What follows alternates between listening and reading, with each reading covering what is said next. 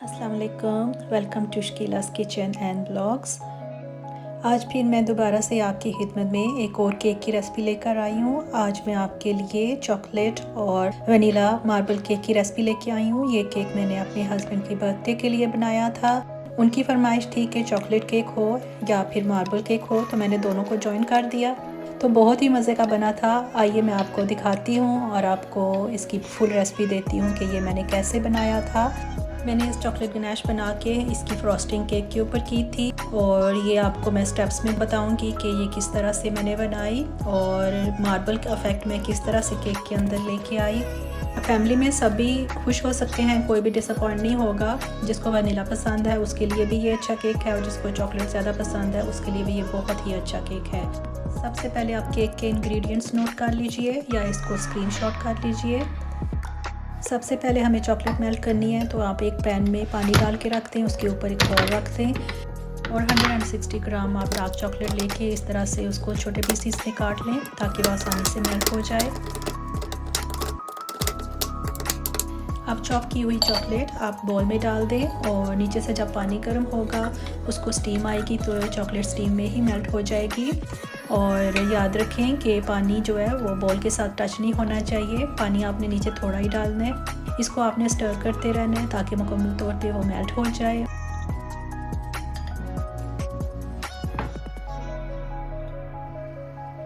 और फिर आप इसको रूम टेम्परेचर में ठंडा होने के लिए रख दें जितनी देर तक हम केक का बैटर तैयार करते हैं।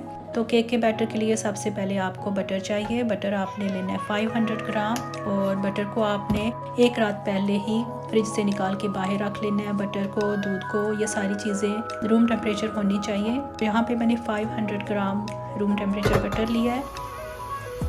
इसको मैंने थोड़ी देर विस्क किया है और फिर अब मैं इसमें 500 ग्राम ही कास्टर शुगर डालूंगी और शुगर डाल के इसको मैं अच्छा सा पहले विस्क कर लूँगी।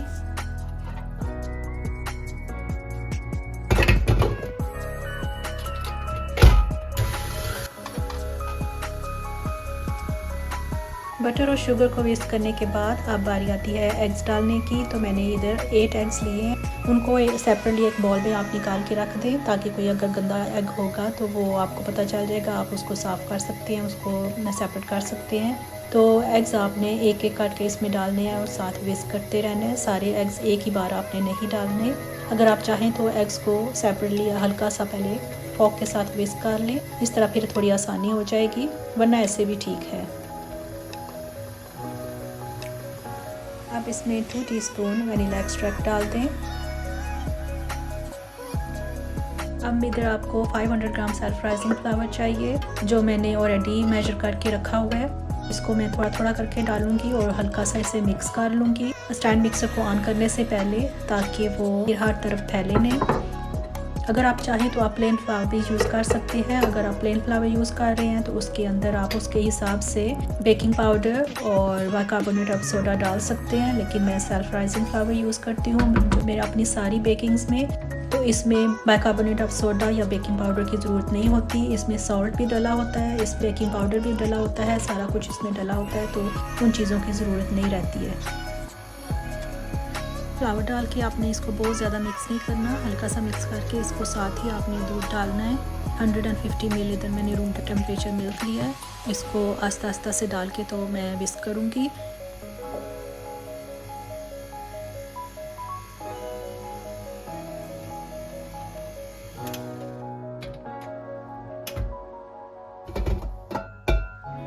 केक बैटर हमारा अब रेडी है। इसकी कंसिस्टेंसी इस तरह से होनी चाहिए।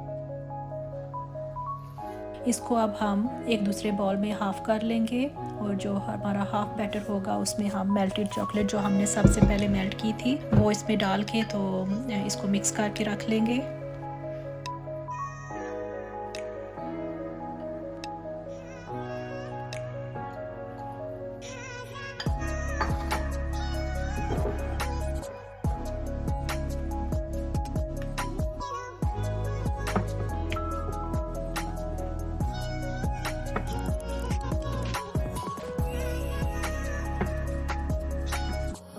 मैंने 10 इंच का एक टिन लिया है, केक टिन। उसको मैंने पहले ग्रीस कर लिया बटर के साथ और उसको फिर मैंने पार्चमेंट पेपर के साथ लाइन किया है।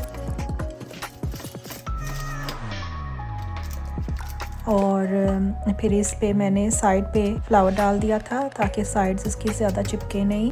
मिडल में डालने की इतनी ज़रूरत नहीं है फ्लावर को, लेकिन मैंने वो थोड़ा सा उधर मिडल में भी डाल दिया था। मेनली आपको साइड्स पे चाहिए होता है। अगर आप चाहें तो 2 केक टिन यूज़ कर सकते हैं, कुकिंग टाइम आपका कम यूज़ होगा और जल्दी ये बेक हो जाएंगे। लेकिन मेरे पास सेम साइज़ के 2 केक टिन नहीं थे, तो मैंने फिर ये एक यूज़ किया और सारा बैटर मैंने इसमें डाला था। और इस तरह से मैंने चमचे की मदद से वक्फे से पहले वनीला बैटर डाला है और फिर बाद में इसके बिटवीन मैंने चॉकलेट वाला डाला था। और सारा इसी तरह आपने डालना है जितनी देर तक आपका सारा बैटर यूज़ हो जाए।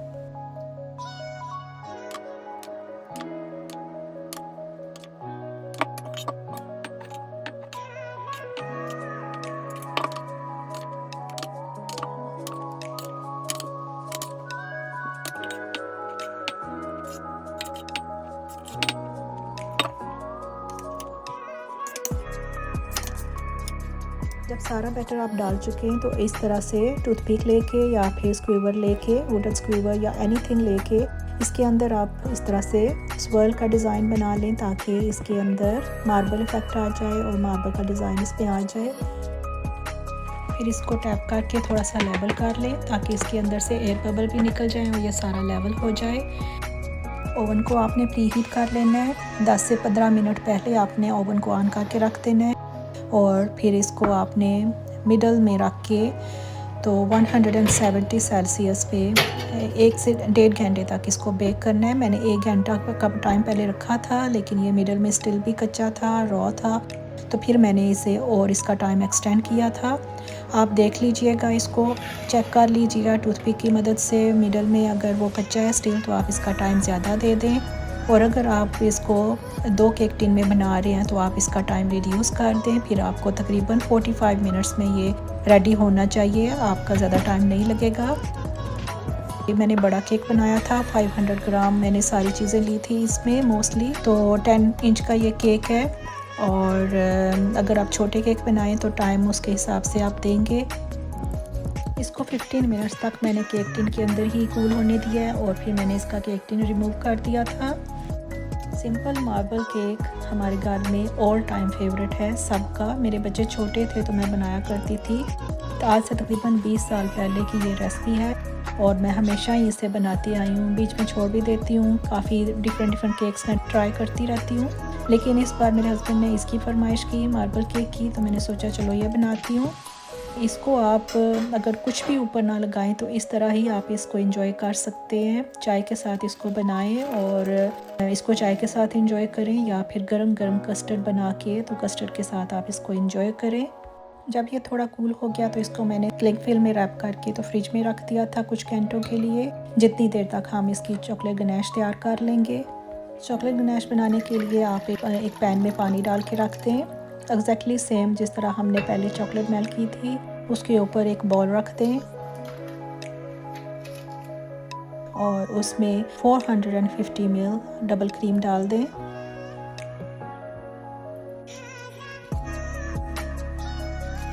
क्रीम हमारी थोड़ी गर्म हो रही है और उतनी देर तक हम चॉकलेट्स रेडी कर लेते हैं। इसके लिए आपको टोटल 400 ग्राम चॉकलेट्स चाहिए, तो मैंने 200 ग्राम मिल्क चॉकलेट यूज़ की है और 200 ग्राम डार्क चॉकलेट यूज़ की है। तो इनको हम नाइफ़ की मदद से चॉप कर लेंगे ताकि ये आसानी से जल्दी से मेल्ट हो जाए।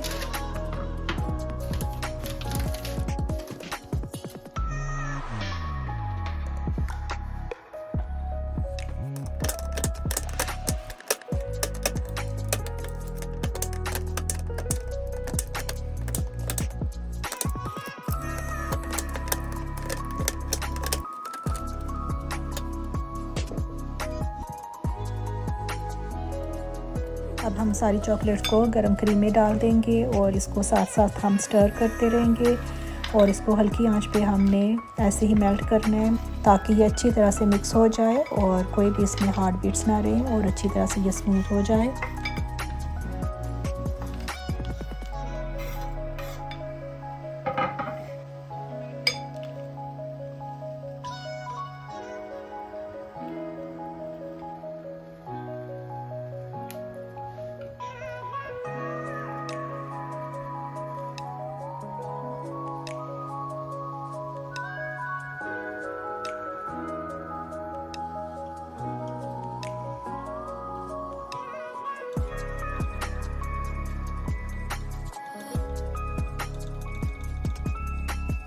सारी चॉकलेट हमारी अच्छी तरीके से अब मेल्ट हो चुकी है और चॉकलेट गनाश हमारी रेडी है। इसको हम रूम टेम्परेचर में थोड़ी देर ठंडा होने देंगे और फिर इसको मैं 2 से 3 घंटों के लिए फ्रिज में रख दूँगी। केक भी हमारा ठंडा हो चुका है मुकम्मल तौर पे। अब इसको हम काट के तो 2 हिस्सों में डिवाइड कर लेंगे। जब केक ठंडा होगा तो इसको काटने में आसानी हो जाएगी। आइए इसको उठा के तो देखते हैं अंदर से ये कैसा लग रहा है। ये देखें कितना नाइस इसके अंदर मार्बल डिज़ाइन आया है। 3 घंटे फ्रिज में रखने के बाद चॉकलेट गनाश हमारी कुछ इस तरह से लग रही है। ये थोड़ी सी थिक हो गई है और ये परफेक्ट है केक के ऊपर स्प्रेड करने के लिए या इसको पाइप करने के लिए। अगर आपको थोड़ी सी और थिक चाहिए तो आप इसको 10 से 15 मिनट के लिए और फ्रिज में रख सकते हैं। और अगर आपको इसको ज़रा सा थिन करना है तो आप माइक्रो में इसको थोड़ा सा 10 सेकंड के लिए रख सकते हैं। तो अब हम इसको केक के ऊपर लगाएंगे, लेकिन मैंने इसको केक के ऊपर स्प्रेड नहीं करना था तो मैं इसको पाइपिंग बैग में डाल के तो केक के ऊपर मैं इसको पाइप करूँगी।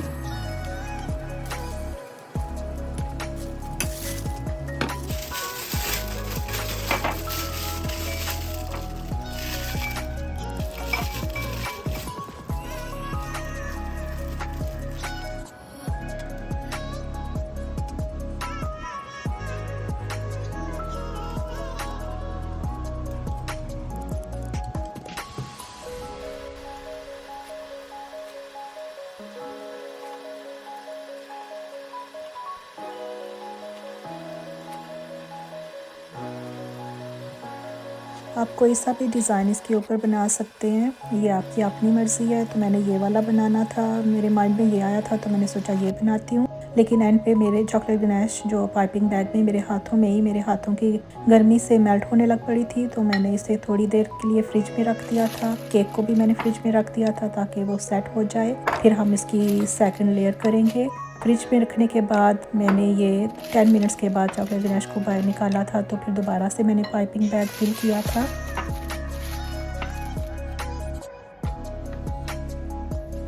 अब ये वाली चॉकलेट गनाश जो हमने पाइप की है केक के ऊपर थोड़ी हार्ड हो गई है, तो ये अब रेडी है इसके ऊपर सेकंड लेयर रखने के लिए।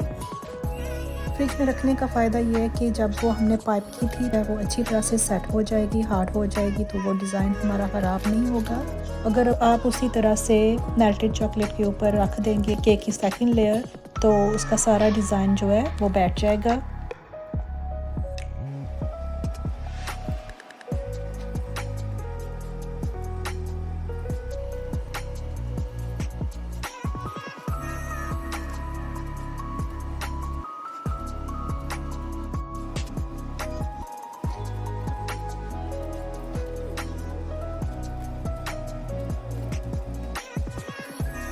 इसके अंदर आपको अगर कोई गैप्स नज़र आ रहे हैं तो आप उनको भी फिल कर सकते हैं।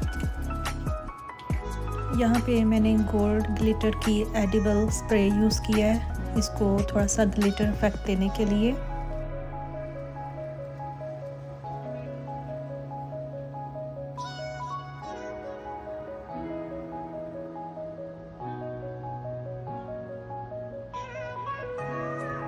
ये हमारा chocolate vanilla marble cake ready है। उम्मीद है आपको ये रेसिपी और ये ट्यूटोरियल पसंद आया होगा और आप इसको बनाएंगे और ज़रूर ट्राई करेंगे। मुझे कमेंट करके ज़रूर बताइएगा कि आपको ये रेसिपी कैसी लगी।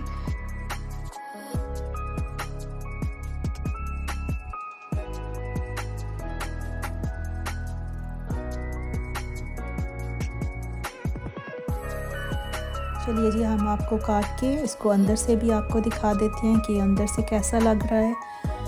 और अगर आपको पसंद आया है तो आप इसको थम्स अप देना ना भूलिएगा।